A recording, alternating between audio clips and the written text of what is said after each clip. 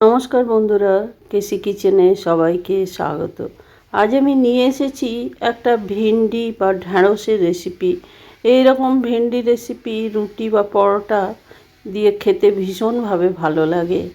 আর এটা খুব সহজে ঝটপট হয়েও যায়। সকালের টিফিনে বা ব্রেকফাস্টে এটা খুব সহজেই তোমরা বানিয়ে নিতে পারো। চলো রেসিপিতে চলে যাই। দেখো, আমি মোটামুটি 300 গ্রামের মতো ভিন্ডি নিয়েছি। সেই ভিন্ডিগুলোকে প্রথমে খুব ভালো করে ধুয়ে নিয়েছি। ধুয়ে নেবার পরে দেখো, এইভাবে ছোট ছোট করে কেটে নিতে হবে। যেমন আমি কেটেছি, এইভাবে ছোট ছোট করে কাটলেই কিন্তু রেসিপিটা বেশ ভালো লাগে খেতে। দেখো, সমস্ত ভিন্ডিগুলো আমি একটা থালার মধ্যে উঠিয়ে নিয়ে নিলাম কেটে নেবার পরে। এরপরে এইদিকে একটা কড়াই আমি গরম করতে দিয়েছি। কড়াইটা গরমও হয়ে গেছে। এরপরে আমি 2 চামচের মতো ছোট চামচের তেল দিয়ে দিলাম। তেলটা দিয়ে দেওয়ার পরে দেখো, হাফ চামচের মতো গোটা জিরে ফোড়ন দিয়ে দিলাম। এরপরে আমি একটা পেঁয়াজকে খুব ছোট করে কেটে রেখেছি, সেটা দিয়ে দিলাম। পেঁয়াজটাকে দিয়ে দেওয়ার পরে পেঁয়াজটা একটুখানি বেশ ভালো করে কিন্তু প্রথমে ভেজে নিতে হবে।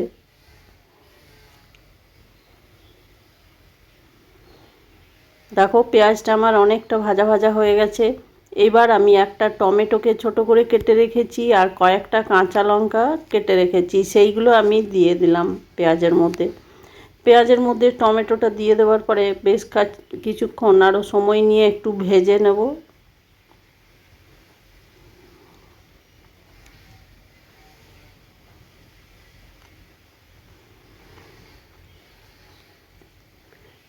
তার জন্য দেখো, নুনটা আমি দিয়ে দিলাম। নুনটা দিলে কি হবে, পেঁয়াজ বা টমেটো দুটোই নরম হয়ে যাবে। নুন দিয়ে দিলাম পরিমাণ মতো। কতটা ভিন্ডি আছে সেই আন্দাজ করে নুন দিলাম। হলুদ দিলাম 1 চামচ, জিরে গুঁড়ো হাফ চামচ, ধনে গুঁড়ো হাফ চামচ দিয়ে দিলাম। এটা আমি পুরোটা গুঁড়ো মশলা দিয়েই রান্নাটা করব, তাহলে কিন্তু খেতে খুব ভালো লাগবে আর খুব সহজে এটা ঝটপট হয়েও যায়। মশলাটা দিয়ে দেওয়ার পরে দেখো, একটুখানি বেশ ভালো করে নেড়ে চেড়ে নিচ্ছি। এবার আমি জল একটু দিয়ে দিলাম, কেন কি আমি দেখো পরিমাণ মতো তেল দিয়েছি, খুব বেশি পরিমাণ তেল দিইনি। তোমরা যদি তেল একটু বেশি দাও তাহলে কিন্তু জলটার দরকার হবে না। লো ফ্লেম করে রেখে দিলেই কিন্তু তেলটা ছেড়ে যাবে আর তার তেলের মধ্যেই ভাজাটা হয়ে যাবে। এরপরে দেখো, আমি আলু একটা কেটে রেখেছি, সেই আলুটা দিলাম, দিয়ে ঢাকা দিয়ে 1-2 মিনিটের জন্য আমি রেখে দিলাম। 1-2 মিনিট পরে দেখো ফিরে এসে জলটা শুকিয়ে গেছে, তবে এটা লো ফ্লেম করে আমি রেখে দিয়েছিলাম। টমেটো পেঁয়াজ সব নরম হয়ে গেছে। আলুটাও দেখো ভালো করে একটুখানি কষিয়ে নেবো বা ভেজে নেব। তোমরা তো ভিন্ডির তরকারি অনেকে অনেক রকমভাবে বানিয়ে থাকো বা খেয়ে থাকো। এইভাবে একদিন চটজলদি ভিন্ডির তরকারি বানিয়ে দেখো, খেতে খুব ভালো লাগে। আর বিশেষ করে রুটি বা পরোটার সঙ্গে এইভাবে বানিয়ে দিলে খুবই ভালো লাগবে খেতে। দেখো, আলুটার মশলাটা আমার কষা হয়ে গেছে। এবার আমি ওইদিকে যে ভিন্ডিগুলো কেটে রেখেছি সেইগুলো আমি এটার মধ্যে দিয়ে দিলাম। ভিন্ডিটা দিয়ে দেওয়ার পর ভিন্ডিটাও একটুখানি বেশ ভালো করে ভেজে নেব। তোমাদের সকলকে বলে দিই, আমার রেসিপি যদি তোমাদের ভালো লেগে থাকে তাহলে লাইক শেয়ার ও কমেন্ট অতি অবশ্যই করে দিও। আর নূতন বন্ধুদের সাবস্ক্রাইব করার অনুরোধ রইল। তোমরা সাবস্ক্রাইব করলে নিরামিষ বা পেঁয়াজ দেওয়া যে কোনো তরকারি খুব সহজেই তোমরা দেখতে পাবে।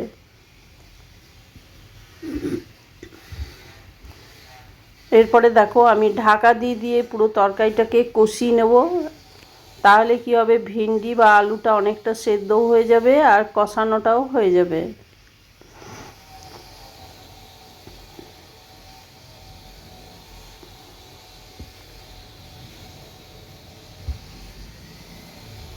দেখো, আমি একদমই খুবই কম তেলে বানাচ্ছি বলে একটু সময় লাগছে।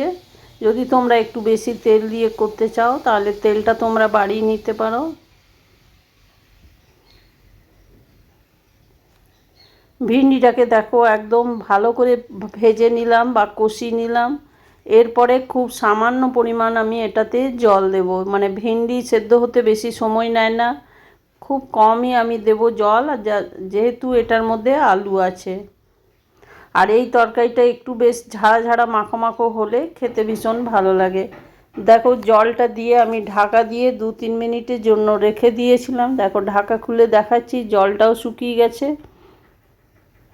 আর আলু বা ভিন্ডি দুটোই কিন্তু সেদ্ধ হয়ে গেছে। এরপরে দেখো নামাবার বেশ আগে আমি 1/2 চামচের মতো সবজি মশলা দিয়ে দিলাম। তোমাদের হাতের কাছে যদি সবজি মশলা না থাকে, চিকেন মশলা, মিট মশলা বা তড়কা মশলা যেটাই হোক না কেন 1/2 চামচের মতো ওপর থেকে ছড়িয়ে দেবে, তাহলে কিন্তু দেখবে আলু ভিন্ডির এই তরকারি খেতে অসম্ভব ভালো লাগবে। দেখো ওই সবজি মশলাটা দিয়ে আর একটুখানি বেশ নেড়ে চেড়ে নেব। দেখো আলু একদম সেদ্ধ হয়ে গেছে। এরপরে দেখো আমি গ্যাসটা বন্ধ করে দিলাম। গ্যাসটা বন্ধ করে দিয়ে আমি সবজিটা ঢাকা দিয়ে বেশ কিছুক্ষণ রেখে দিলাম স্ট্যান্ডিং টাইমে। তারপরে দেখো ঢাকা খুলে আমি দেখাচ্ছি কত সুন্দর আর কত লোভনীয় হয়েছে তরকারিটা। আর এটা খেতে গরম গরম রুটি, পরোটা বা ভাত সব জিনিসের সাথেই খেতে খুব ভালো লাগে।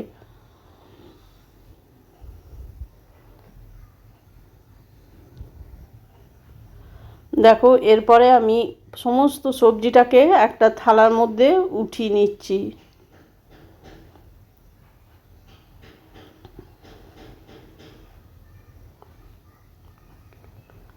সমস্ত তরকারিটা দেখো আমি একটা থালার মধ্যে উঠিয়ে নিলাম।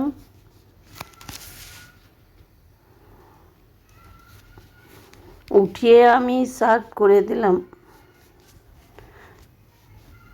তোমরা সকলেই ভালো থেকো, সুস্থ থেকো। ফিরে আসছি পরের কোনো রেসিপি নিয়ে। ধন্যবাদ।